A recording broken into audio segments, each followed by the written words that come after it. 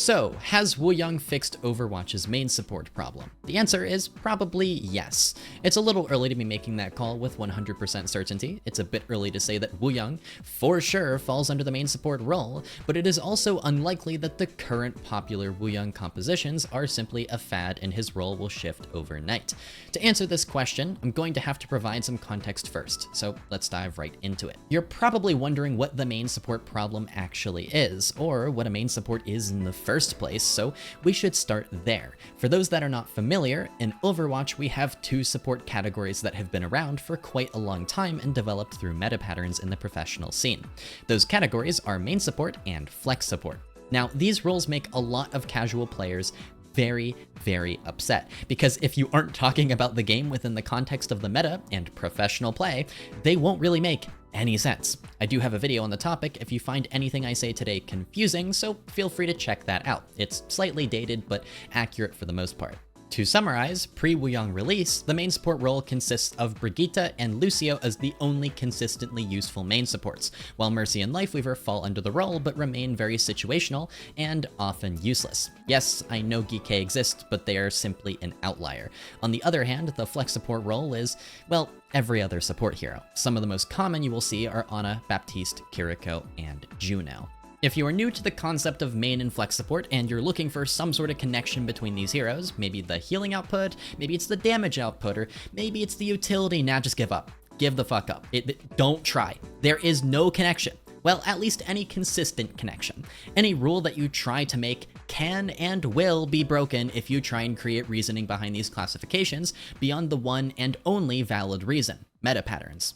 Imagine you're an Overwatch coach. Now, you're stressed out of your mind because your shit salary won't pay rent because you made the terrible decision of investing your life into esports, but you're also stressed because you need to figure out which heroes each of the two support players on your team should learn.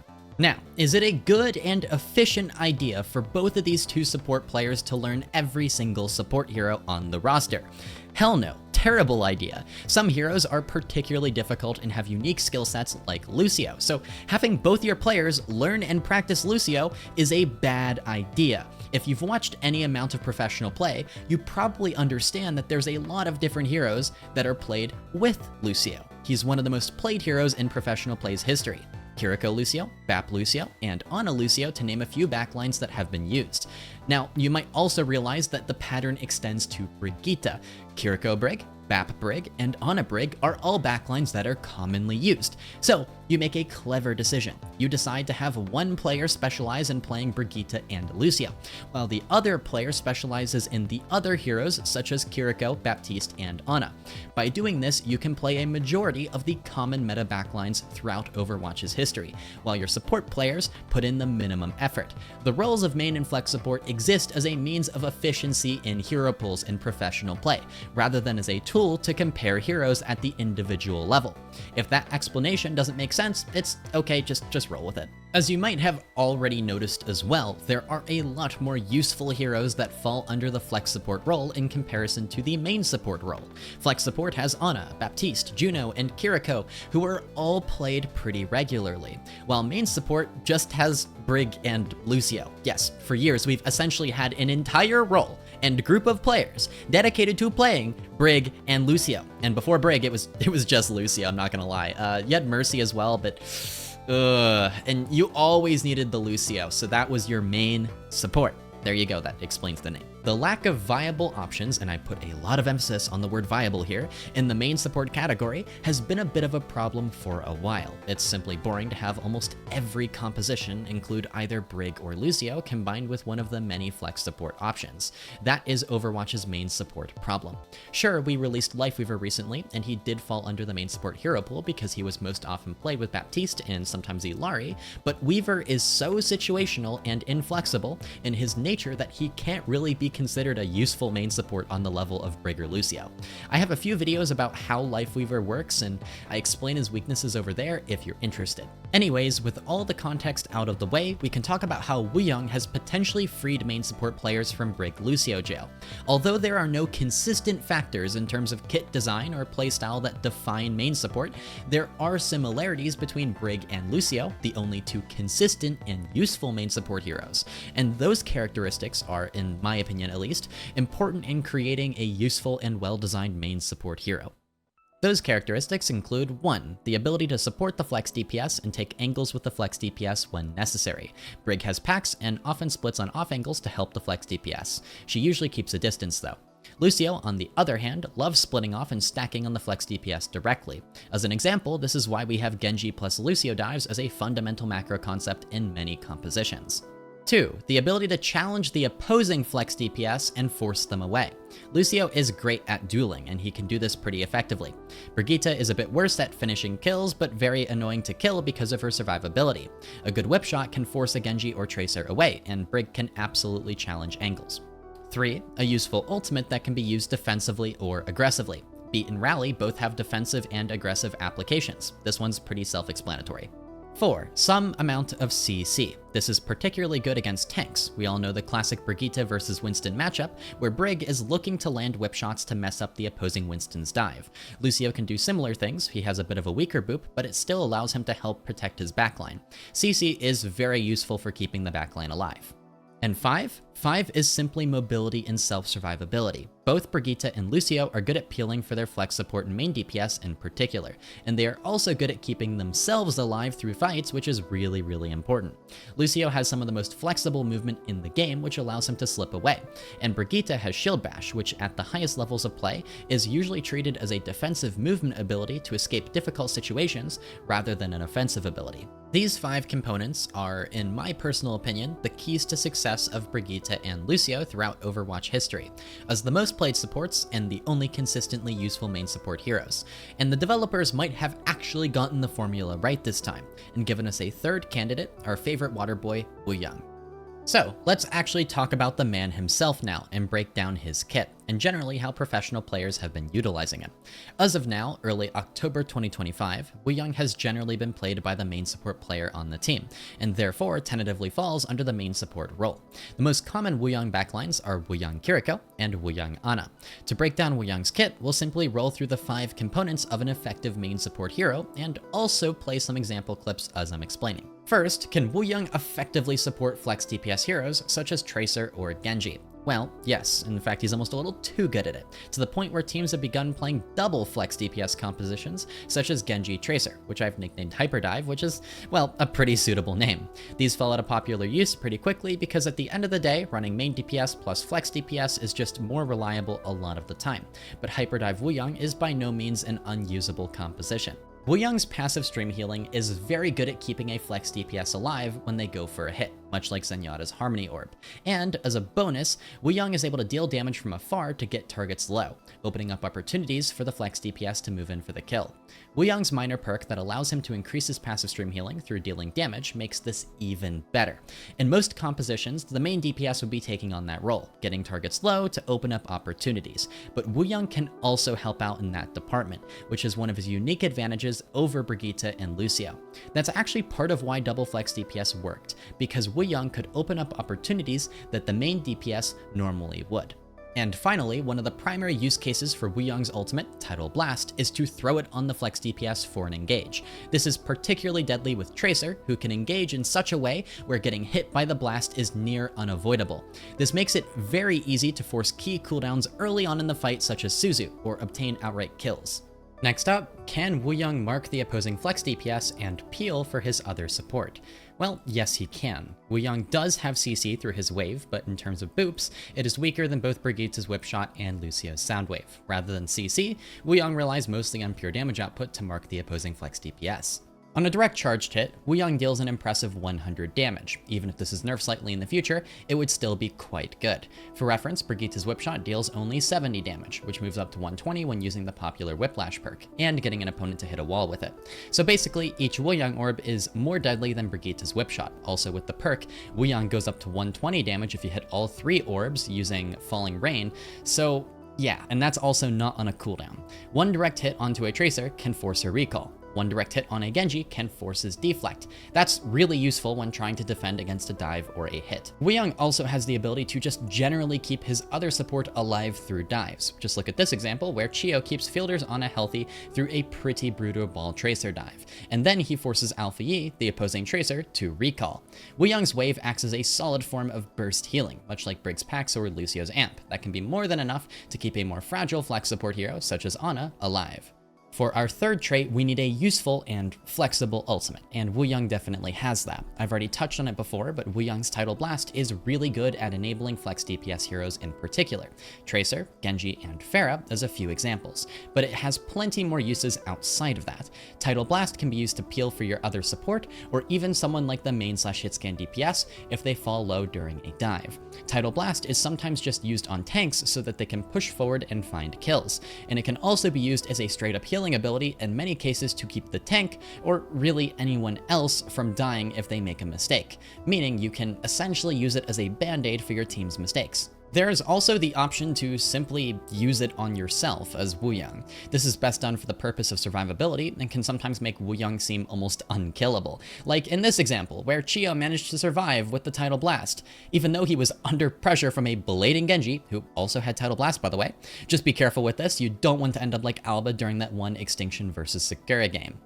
Nice try, Alba, but let's not run ourselves into the enemy team and pray for a kill. Let's maybe make use of our Tracer, who can recall, or our Winston, who has Primal. But overall, Tidal Blast is a pretty versatile ultimate that can be used defensively and aggressively. Not as strong as Rally or Beat, but it is relatively fast charging and useful enough for Wuyang to be worthwhile to run. The fourth trait is where Wuyang actually lacks the most, that being having some sort of CC or a boop.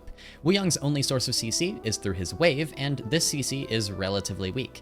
Guardian Wave is more of a slow than it is a boop, because of how it bumps enemies into the air for a moment. It does have a slight horizontal knockback to it, although it is negligible when compared to Lucio's boop or Brigitte's whipshot. To make things worse, at least in this category, Wuyang's wave is on a 14-second cooldown, and because of its healing properties, you'll be better off using it to heal rather than to disrupt enemies most of the time anyways. If you can do both at the same time, that's great, but healing usually takes priority when using wave.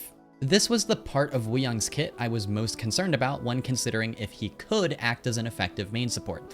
But yes, he does lack CC, but he also operates under the idea that the best defense is a good offense. He can heal just enough and has just enough individual survivability to the point where his damage can make up for the fact that he lacks an effective boop. And speaking of survivability, that's our final point to cover. Wuyang is pretty hard to kill. In this clip, Chorong forces Proper's Genji to go on a wild goose chase just to catch up to him through the use of Rushing Torrent, Wuyang's mobility CD.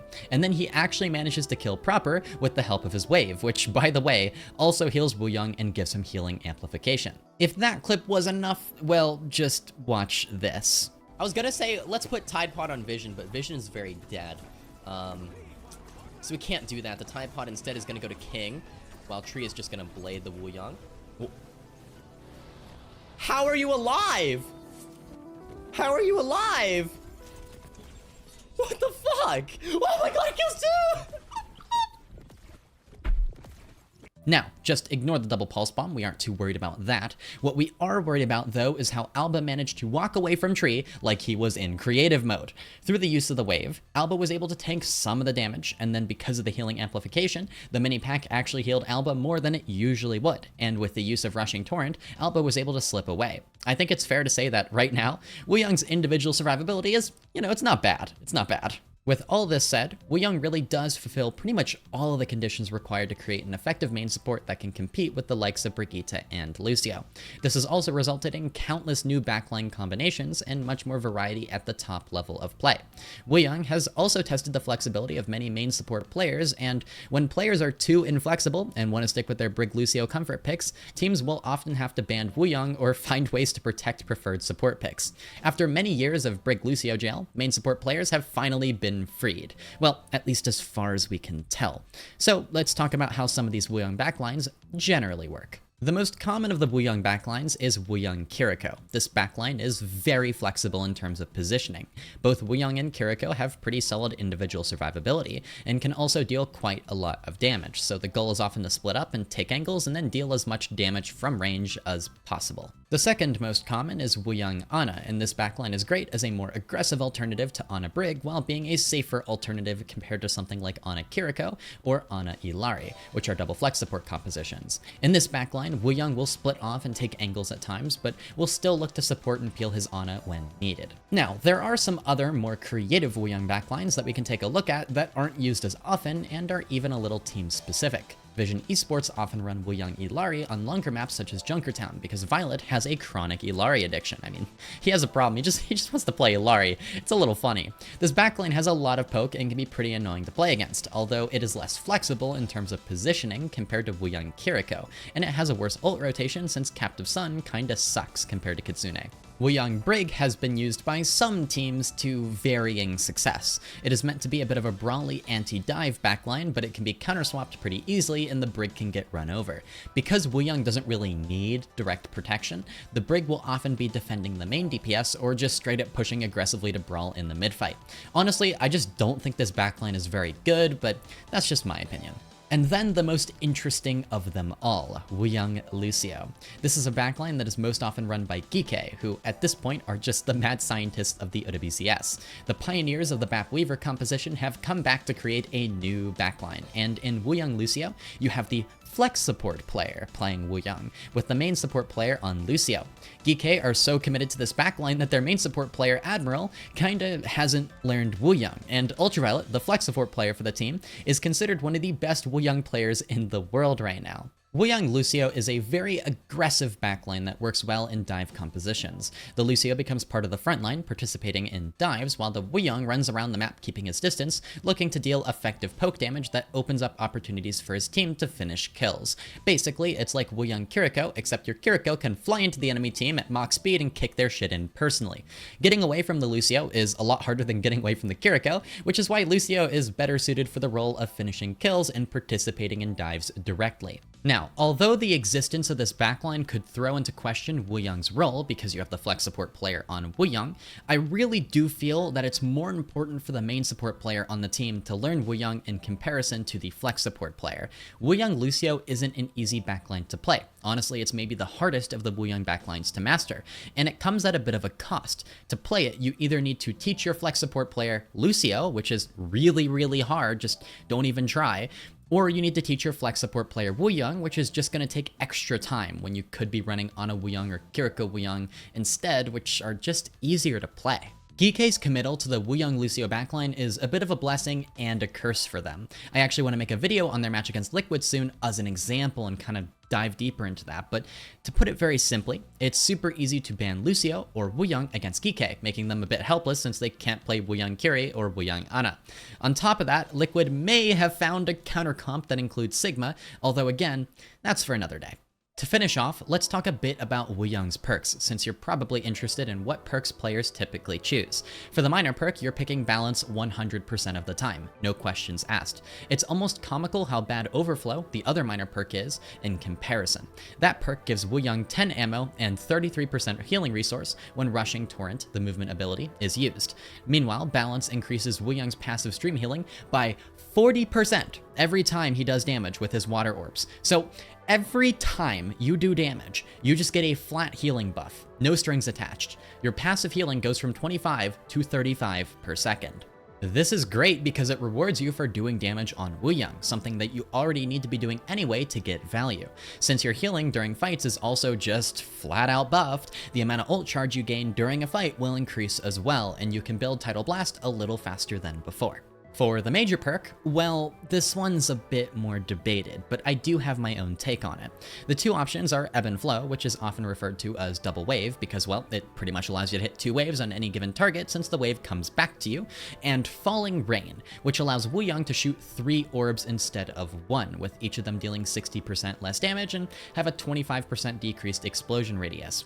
A majority of professional players at this moment in time are choosing Double Wave. It allows Wuyang to double up on a target and deal 160 healing if both waves hit them, rather than the standard 80 healing. This is also great for the purpose of peeling, and is also just good for keeping your tank alive. Sure, the damage of the wave is reduced, but the damage isn't really what you're using the wave for anyways, so that isn't a problem. Double Wave is just a very consistent and safe buff to Wuyang's healing output, which makes it a pretty appealing choice, but there are a few that deviate from the trend and choose Falling Rain.